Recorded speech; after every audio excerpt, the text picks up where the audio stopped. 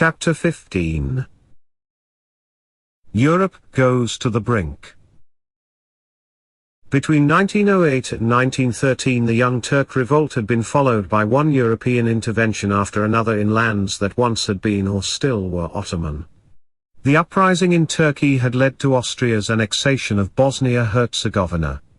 France then had made its move in Morocco, inspiring Italy to strike at the Ottoman Empire in Libya and the Aegean, while Serbia, Montenegro, Greece, and Bulgaria attacked it in the Balkans.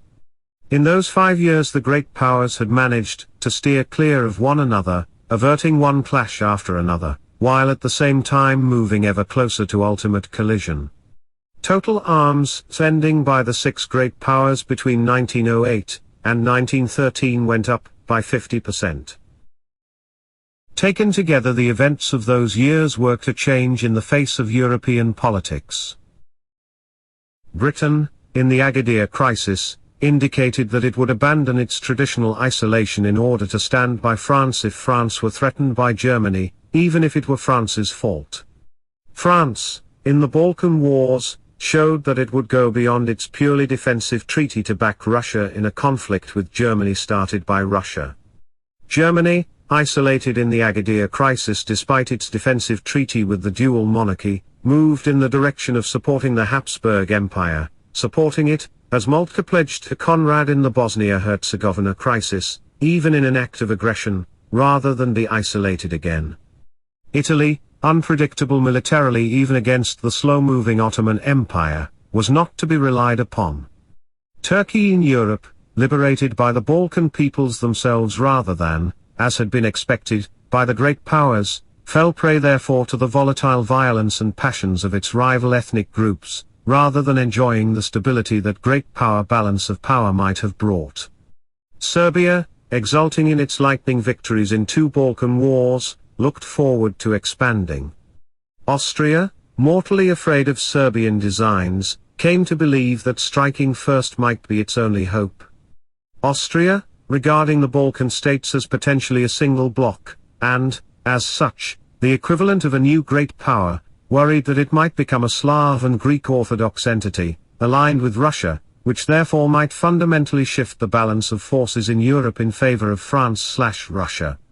The Kaiser, for a time, saw the shift in the balance of power as creating a buffer that might solve the problem of Austro-Russian rivalry, while allowing Christians to unite in expanding eastward against Islam. On October 23, 1913, Wilhelm described the outcome of the Balkan Wars to the Austro-Hungarian foreign minister by saying, "What was taking place was an historic process to be classed in the same category as the great migrations of people. The present case was a powerful forward surge of the Slavs.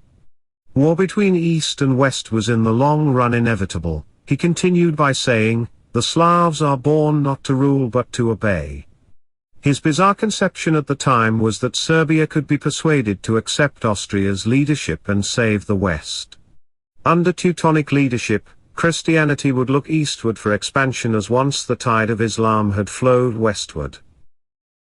Of all the shifts in inclination and perception that took place in European international politics during the years before the war, perhaps the one most at odds with our perceptions today was the belief, widely held in Berlin, that Germany was growing weaker. In retrospect, what strikes us is that, to the contrary, Germany was surging ahead industrially and militarily, it was growing stronger. The industrial and other figures are there to prove it, and at the time such astute British politicians and businessmen as Joseph Chamberlain saw British decline vis-à-vis Germany as a reality.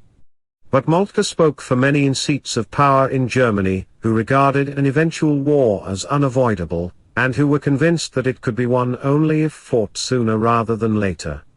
If Austria needed a war today, Germany needed one, in Moltke's view, no later than tomorrow. Although, as the Kaiser's new perspective indicated, Europe was pulling back from the brink remained close. Between 1908 and 1913, Europeans had moved the line permanently closer to it. Earlier, the powers were bound by secret treaties of alliance that pledged them to help each other in case of an attack. Now the alliances no longer were defensive. France would fight for Russia, and Britain might well fight for France, right or wrong, as would Germany for Austria. The question that the war would settle would be, which of the great powers would remain a great power? As of 1914, only one of them felt its status, and existence, immediately threatened unless it took prompt action, and that power was Austria-Hungary.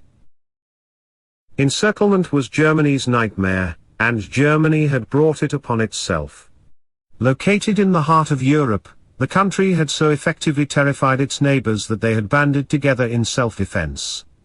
In turn, what its neighbors had been driven to do had further reinforced Germany's paranoia. What had started as a dark fantasy was converted by Germany's own actions into a reality. France, England, and Russia had no intention of attacking Germany, but they were making contingency plans for combining against the Kaiser's empire if and when it attacked them. Culturally, in every way the most and best educated population in Europe, that of Germany, was telling itself that it was being suffocated by a European civilization that was pressing in on it from all sides. It was not evident then nor is it now why the Germans felt that way, but it is clear that they did. Such sentiments were certainly apparent in military and political matters. Historians believe there was an easing of tensions between England and Germany in 1914 as they settled such conflicts as those relating to the German plan to build a Berlin to Baghdad railway and to appoint a German general officer, Otto Lehmann von Sanders, to reorganize the Ottoman army.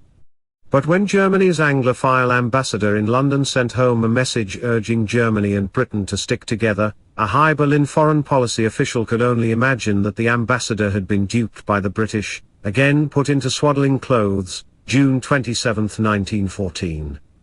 When a Russian newspaper urged Entente preparedness, against us was the Kaiser's marginal note, they are working on high pressure for an early war with us. To the newspaper's assertion that Russia and France want no war, the Kaiser scribbled, twaddle.